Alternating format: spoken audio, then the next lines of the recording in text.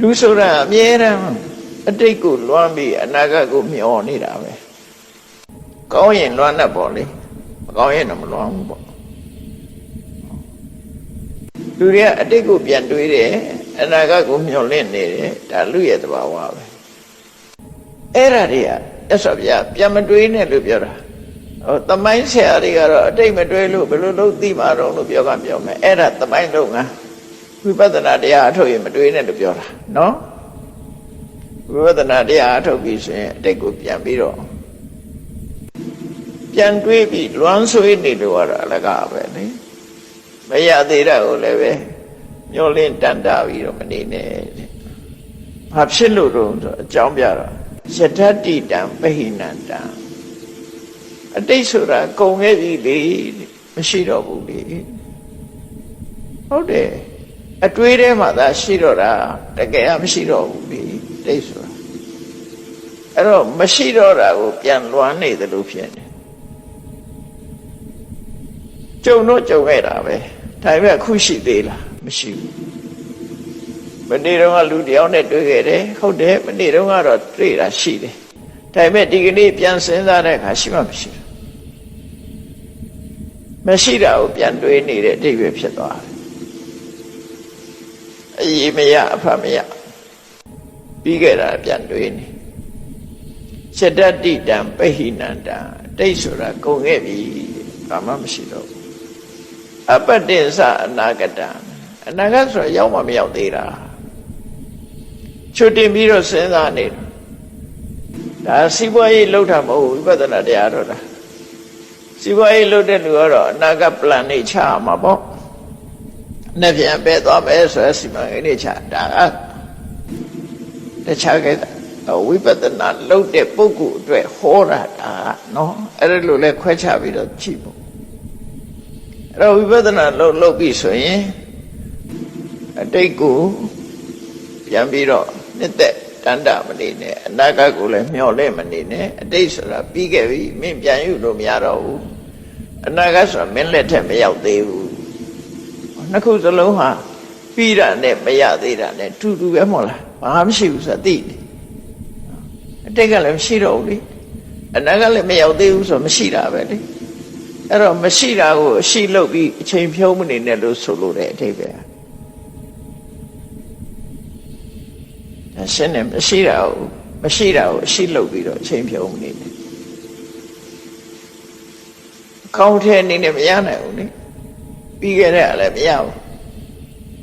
လာမယ့်ဟာလည်းမရသေးဘူးအဲ့တော့အတိတ်နဲ့အနာဂတ်ကိုမသွားနဲ့မသွားဘဲနဲ့ကိုယ်ပါလို့ရမယ်ပစ္စုပ္ပန်နေစယောဓမ္မတထဝိပတ္တိအခုလက်ရှိနေတဲ့အခြေအနေတရားရှိနေတဲ့သဘာဝတရားအဲ့ဒီပစ္စုပ္ပန်အခုလက်ရှိနေတဲ့အနေထား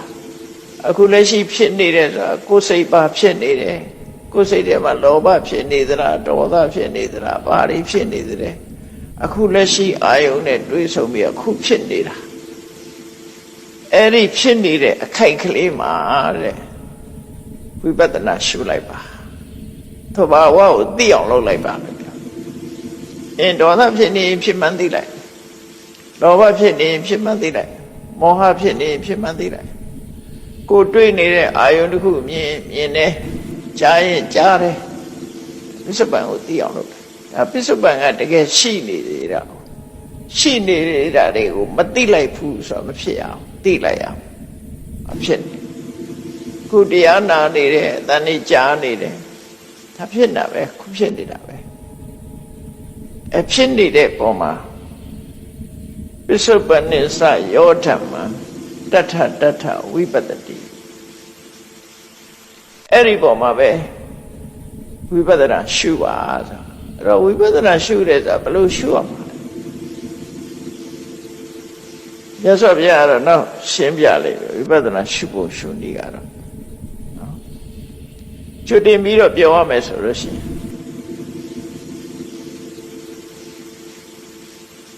ဝိပဿနာရှုနေတယ်ဆိုတာဘာခေါ်တာလဲ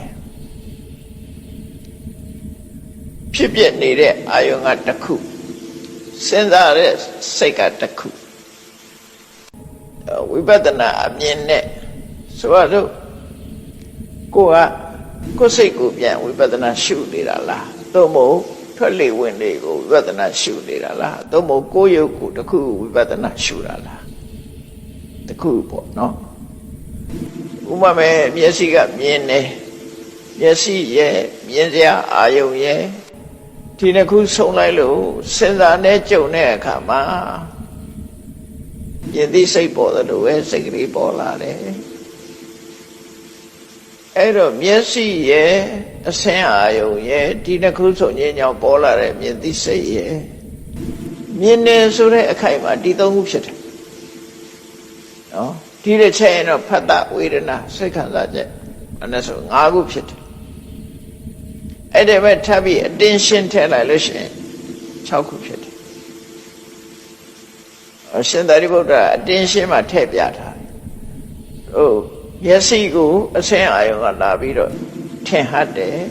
တော့မျက်စိကတစ်ခုအဆင်းအာယုံကတစ်ခုအဲ့ဒီအဆင်းအာယုံကိုအတင်းရှင်းလုပ်တဲ့စိတ်ကတစ်ခုဖြစ်ပေါ်လာတဲ့အာယုံမှန်းသိလိုက်တဲ့မြင်မှန်းသိတဲ့ဆိုစိတ်ကတစ်ခုဖတ်တာကတစ်ခုဝေဒနာတစ်ခုဆို6ခုဖြစ်သွားအဲ့ဒါလောဆယ်ဖြစ်နေတာအဲ့6ခုအဲ့ပစ္စုပန်ဆိုတာဖြစ်စေကိုတော့ကြည့်လို့မရဘူးရုပ်တရားကိုသာဖြစ်စေကြည့်လို့ရတယ်နံတရားချင်းကြတော့အခုဖြစ်အခုနံတရားကမသိနိုင်ဘူးအဲ့ဒါလေးဖြစ်ပြီးတဲ့အချိန်လေးမှာပဲငါမြင်တယ်လို့ပြောတယ်ဆိုတာဟာမျက်စိကိုမျက်စိရှိတယ်မျက်စိမှလာပြီးတော့ပေါ်တယ်မျက်စိကရုပ်တရားမျက်စိမှလာထင်ဟတဲ့အဆင်းအာယုံရှိတယ်အဆင်းအာယုံကလည်းရုပ်တရားattention လုပ်တဲ့စိတ်ရှိတယ်အဲ့ဒါကနန္တရားမြင်သိစိတ်လေးပေါ်လာတယ်ဒါကလည်းနန္တရားဖတ်တာပေါ်တယ်ဝေဒနာပေါ်တယ်ဒါလည်းနန္တရားအဲ့တော့ကြည့်လိုက်ရင်ယုံနဲ့နာနှစ်ခုဖြစ်လာတာပဲရှိတယ်အဲ့ဒီမဲ့ငါမြင်တာဆိုရင်ငါဆိုတာဘယ်သူပြောတာလဲငါရဲ့မြင်မှုလို့ပြောရင်ပိုက်ဆိုင်သူကဘယ်သူလဲမျက်စိကိုပြောမှလားအဆင်းကိုပြောမှလားအတင်းရှင်းကိုပြောမှလားမြင်သိစိတ်ကိုပြောမှလားဖတ်တာကိုပြောမှလားဝေဒနာဖတ်တာပဲလေဝေဒနာပဲလေမြင်သိစိတ်ကလည်းမြင်သိစိတ်ပဲလေသူတစ်ခုတည်းမှမဟုတ်တာသူတို့ပူးပေါင်းလှုပ်ဆောင်ထားတာလေ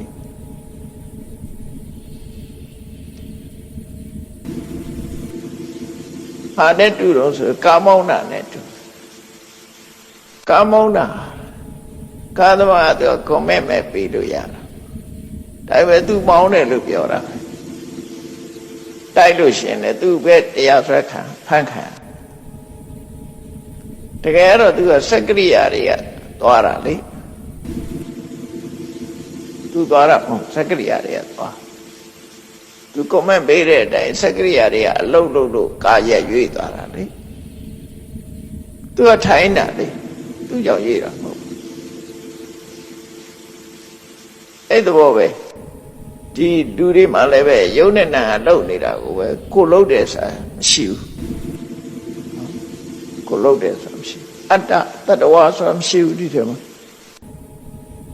အဲ့ဒါမရှိတာကိုမြင်နေတာကိုပဲဝိပဿနာရှုတယ်လို့ပြောတာ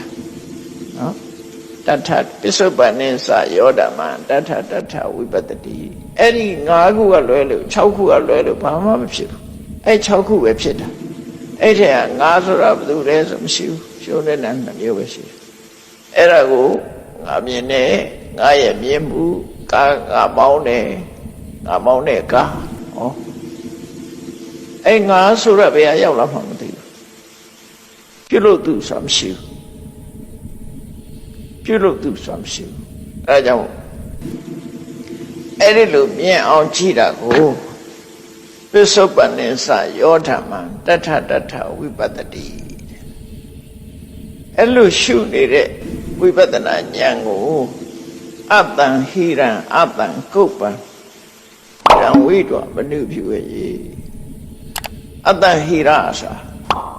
ဝိပ